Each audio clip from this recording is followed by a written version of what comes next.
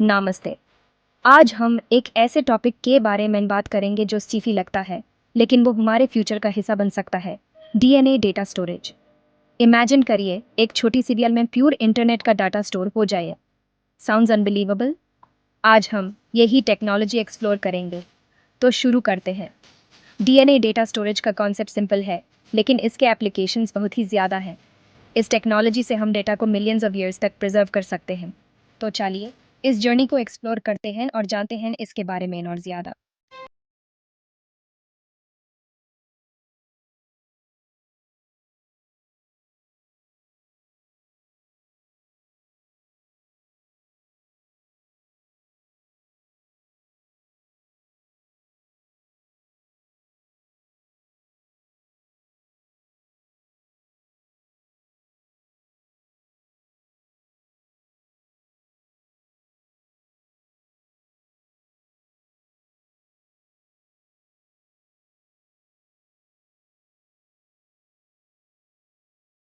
हमारी data storage की problem solve हो सकती हैं।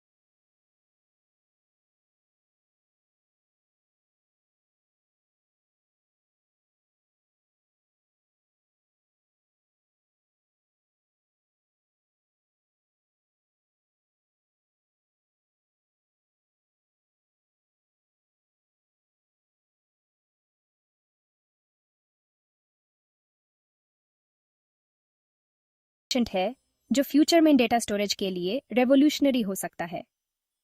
डीएनए डेटा स्टोरेज का फ्यूचर ब्राइट है और ये टेक्नोलॉजी ह्यूमन बिग डेटा के चैलेंजेस से निपटने में मदद करेगी। अब सवाल उठता है, जब हार्ड ड्राइव्स और क्लाउड स्टोरेज अवेलेबल हैं, तो डीएनए को ही क्यों चूज किया जाए?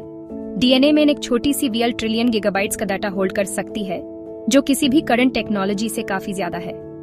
ट्रेडिशनल स्टोरेज डिवाइसेस जैसे हार्ड ड्राइव्स और टेप्स 10 से 20 साल तक ही चलती हैं, लेकिन डीएनए के मॉलिक्यूल्स हजारों साल तक स्टेबल रहते हैं। Data centres huge power consume करते हैं और कार्बन फुटप्रिंट बढ़ाते हैं, लेकिन डीएनए स्टोरेज इको फ्रेंडली और लो पावर सोल्यूशन हो सकता है। इसके अलावा डीएनए स्टोरेज का लाइफ स्पैन और डेटा डेंसिटी दोनों ही करंट टेक्नोलॉजी से बेहतर हैं, जो इसे फ्यूचर प्रूफ बनाता है। जितना प्रॉमिसिंग ये टेक्नोलॉजी लगता है, उसके साथ कुछ चैलेंजेस भी हैं। चलिए उन्हें देखते हैं। करंटली डीएनए सिंथेसिस और सीक्वेंसिंग काफी एक्सपेंसिव है। एक छोटी सी फाइल स्टोर करने में हजारों डॉलर्स लग सकते हैं। हार्ड ड्राइव्स और क्लाउड स्टोरेज के कंपैरिजन में डीएनए से डाटा रीड और राइट करना स्लो प्रोसेस है। डीएनए सिंथेसिस और सीक्वेंसिंग की टेक्नोलॉजी अभी भी डेवलपिंग स्टेज में है और स्केलेबिलिटी एक बड़ा चैलेंज है। लेकिन जैसे जैसे टेक्नोलॉजी इंप्रूव होगी, कॉस्ट्स कम हो सकती हैं और स्पीड भी बढ़ सकती है। रिसर्चर्स इस पे काम कर रहे हैं और फ्यूचर में ये टेक्नोलॉजी और भी प्रॉमिसिंग हो सकती है। चैलेंजेस के बावजूद कई कंपनीज और रिसर्च इंस्टीट्यूट्स इस टेक्नोलॉजी के पोटेंशियल को अनलॉक कर रहे हैं। चलिए कुछ रियल वर्ल्ड एप्लीकेशंस देखते हैं। यूनेस्को और माइक्रोसॉफ्ट जैसे ऑर्गेनाइजेशंस इंपॉर्टेंट हिस्टोरिकल डॉक्यूमेंट्स और कल्चरल डेटा को डीएनए में आर्काइव कर रहे हैं। नासा डीएनए स्टोरेज को स्पेस मिशंस के लिए एक्सप्लोर कर रहा है, क्योंकि ये कॉम्पैक्ट और ड्यूरेबल है। फ्यूचर में पेशेंट की जेनेटिक डेटा को स्टोर करने के लिए डीएनए बेस्ड स्टोरेज का यूज हो सकता है। फाइनेंशियल इंस्टीट्यूशंस भी डीएनए स्टोरेज को एक्सप्लोर कर रहे हैं for secure and long term data storage. Startups भी इस टेक्नोलॉजी को इनोवेटिव सॉल्यूशंस के लिए यूज कर रहे हैं, जैसे कि डेटा कंप्रेशन और एन्क्रिप्शन। अब बात करते हैं डीएनए डेटा स्टोरेज के फ्यूचर की। ये टेक्नोलॉजी कैसे इवॉल्व होगी? जैसे जैसे टेक्नोलॉजी एडवांस करेगी, डीएनए सिंथेसिस और सीक्वेंसिंग के कॉस्ट्स कम होते जाएंगे। अगली 10 से 15 सालों में डीएनए स्टोरेज मेन स्ट्रीम हो सकती है, replacing traditional hard drives in certain industries. DNA storage को एग्जिस्टिंग क्लाउड सिस्टम्स के साथ इंटीग्रेट करके हाइब्रिड सॉल्यूशंस बनाए जा सकते हैं। फ्यूचर में हम देख सकते हैं कि डीएनए स्टोरेज और भी एफिशिएंट और एक्सेसिबल हो जाएगी, रेवोल्यूशनाइजिंग डेटा स्टोरेज इंडस्ट्री। इस टेक्नोलॉजी के एडवांसमेंट से हमारी data storage capabilities unimaginable Heights तक पहुंच सकती हैं। डीएनए डेटा स्टोरेज एक ऐसी टेक्नोलॉजी है जो फ्यूचर के बिग डेटा प्रॉब्लम्स का सॉल्यूशन बन सकती है। इमेजिन करिए ट्रिलियन टेराबाइट्स का डेटा एक सिंगल ड्रॉप में स्टोर करना।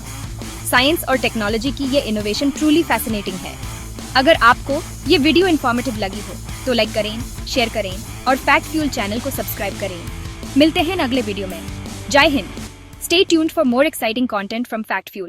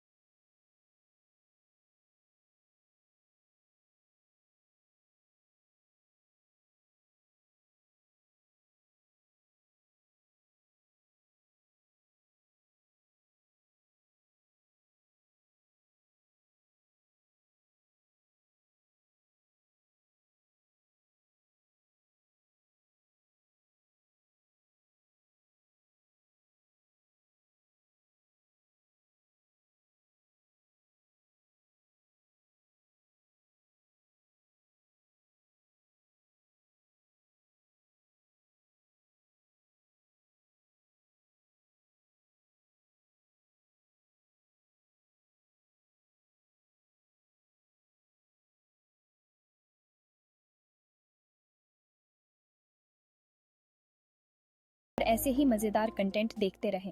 Gap 2S। देखो, डीएनए डेटा स्टोरेज का फ्यूचर तो बहुत ब्राइट लग रहा है, लेकिन इसमें जो एथिकल और प्राइवेसी वाली बातें हैं उन पर ध्यान देना बहुत जरूरी है। Gap 1S। सोचो, एक ऐसी दुनिया जहां तुम्हारे जीनस की इंफॉर्मेशन सिर्फ मेडिकल डेटा ही नहीं बल्कि पर्सनल, फाइनेंशियल, यहां तक कि गवर्नमेंट रिकॉर्ड स्टोर करने के लिए भी यूज हो। Gap 1S। तो अब सवाल ये उठता है कि इस इंफॉर्मेशन का एक्सेस किसके पास होगा और इसे सेफ कैसे रखा जाएगा। Gap 1S। एक बड़ी चिंता यह है कि जेनेटिक डेटा का गलत इस्तेमाल हो सकता है। अगर तुम्हारा डीएनए डेटा स्टोर करने के लिए यूज हो रहा है तो कोई भी अनऑथराइज्ड बंदा इसे एक्सेस कर सकता है और तुम्हारी प्राइवेसी ब्रीच हो सकती है। Gap 1S। और तो और जेनेटिक डिस्क्रिमिनेशन का भी डर है, मतलब लोगों के साथ उनके जीन्स के आधार पर भेदभाव हो सकता है। इसका असर नौकरी, इंश्योरेंस और सोशल इंटरैक्शंस पर भी पड़ सकता है।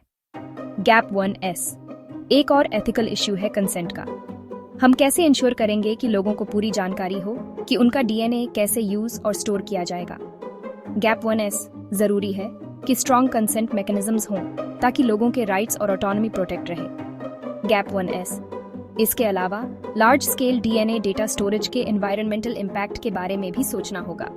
हालांकि डीएनए स्टोरेज स्पेस के मामले में ज्यादा एफिशिएंट है, लेकिन डीएनए डेटा को रीड और राइट करने के प्रोसेसेस का एनवायरनमेंट पर काफी असर पड़ सकता है। Gap 1S।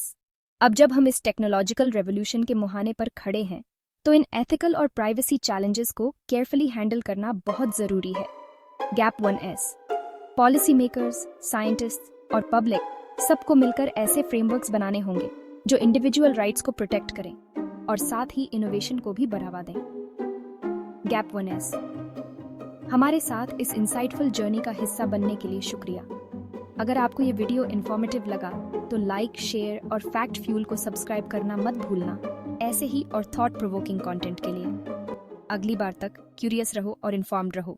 गैप